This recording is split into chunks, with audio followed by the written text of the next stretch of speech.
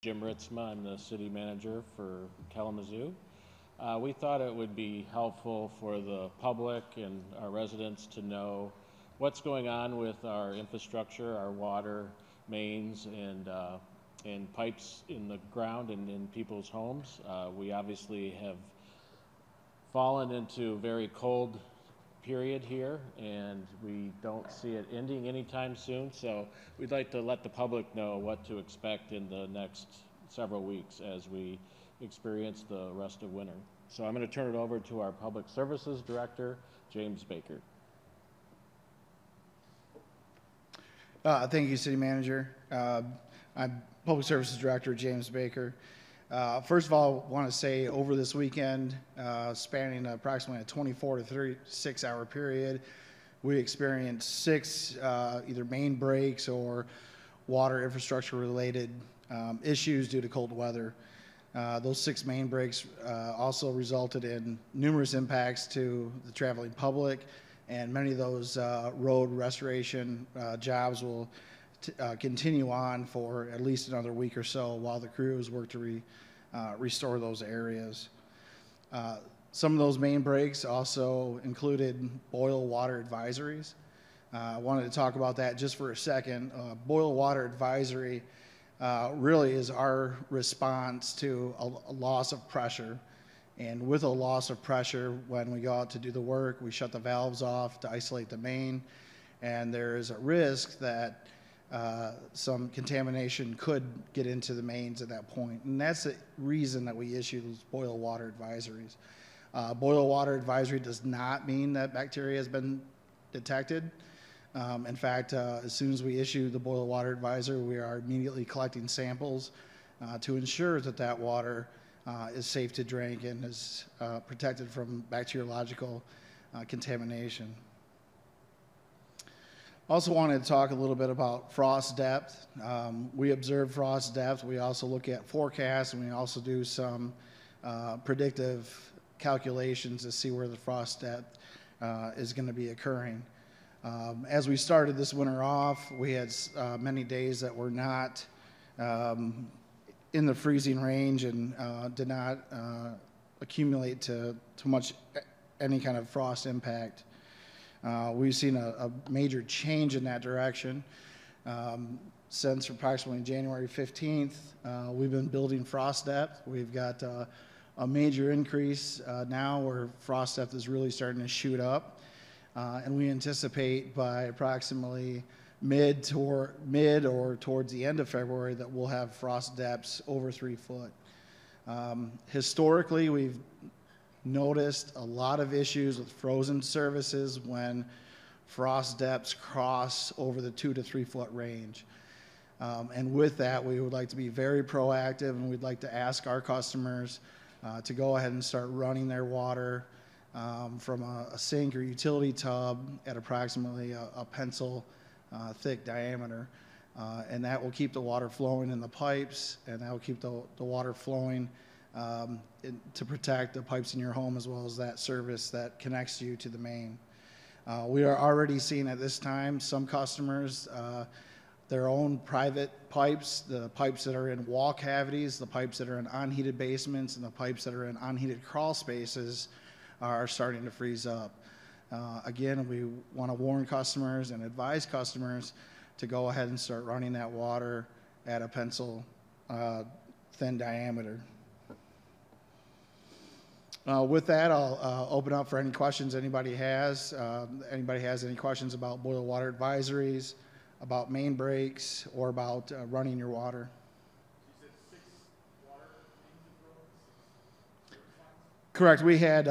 We had 4 water main breaks, 1 water valve that's on the water main that the valve blew apart, and then we had 1 service that blew apart from a main.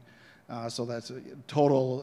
The response activity is very similar to those. We shut down the road, we're digging the road up. So all that work is very similar in itself, and that occurred over 24 to 36 hour period starting Saturday, then into Sunday. Are we more concerned about the city connection point, or what's kind of most vulnerable? I think at this point we're seeing reaction in the ground. We see, certainly from our frost depths, we're seeing that the ground is starting to move.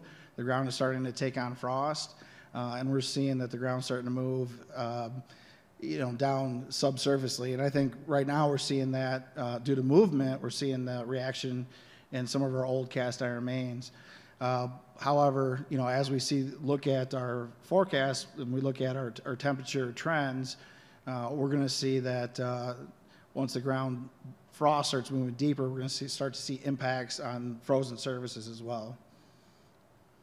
Are there any particular neighborhoods that are at higher risk?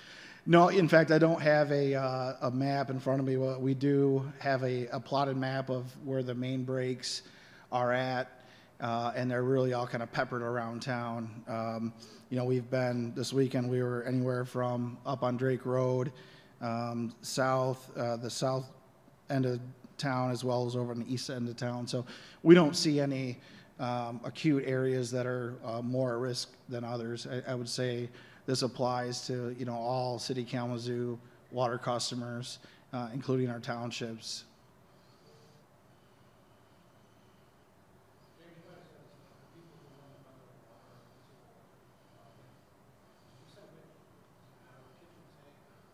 No, it doesn't really matter where you run it. Ideally, you'd want to run it the furthest fixture away from where your service comes in.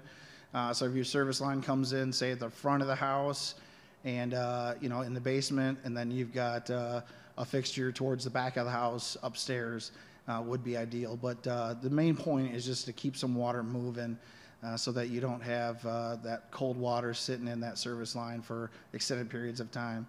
And our customers that have history of, say, an upstairs kitchen sink, the plumbing run is on the outside wall, and you have a history of that. If you had to call a plumber last year because your line froze up, or 2 years ago, I would say now is the time to be proactive and start running that water now.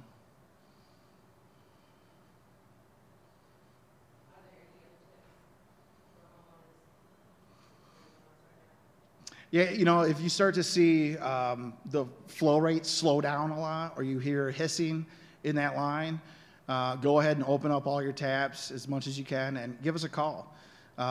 It doesn't cost anything to call the city. Our number is 337-8148.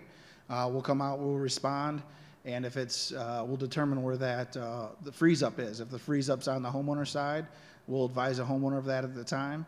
But if the freeze up is the service line, city crews will thaw that out. I think you already said this, but how long do you expect this to be an issue for? Well, we're watching temperature predictions now through the end of February. Once you get too far outside of that, the temperature predictions kind of start to fall off and go more to seasonal averages or seasonal normals. So right now we've got our predictions calculate out kind of towards the mid to end of February. And at this pace, we're going to see some significant freeze-ups at that time. As we get closer to that, we'll see if we have an early spring or not. If March proves out to be very, very cold, we'll continue to have issues with this. So we advise customers to go ahead and start running that water at a pencil-thin diameter, and continue to run that water until April 1st. Are there any plans to reimburse people for the extra water they're going to be using? We haven't gone into that yet. I believe we might have done something like that in years past. I think at this point it's important to get that message out, and certainly for customers who have experienced this. We've have customers that have frequently experienced freezing pipes. Those customers know who they are. We also have a number of customers in Parchment. They're known as the Parchment Trickle. That group is also advised to go ahead and start trickling your water lines.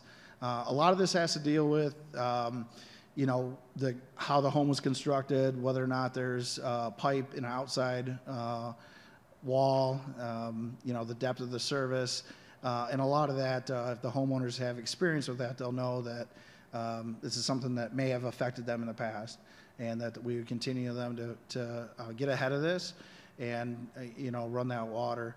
The consequences of not doing it, anybody that's been impacted by having to wait on a plumber to go a day or several days to wait for a plumber to come out to a home, that can be extremely aggravating. The additional concern is breaking pipes. When a pipe freezes, the ice or water expands in a pipe, and oftentimes you won't know that it's a broken pipe until the water comes back on, so that it could be several days before you realize that you've got broken pipes. And broken pipes can cause one heck of a mess, and they can be extremely expensive. So we, encourage everybody to be extremely proactive with this.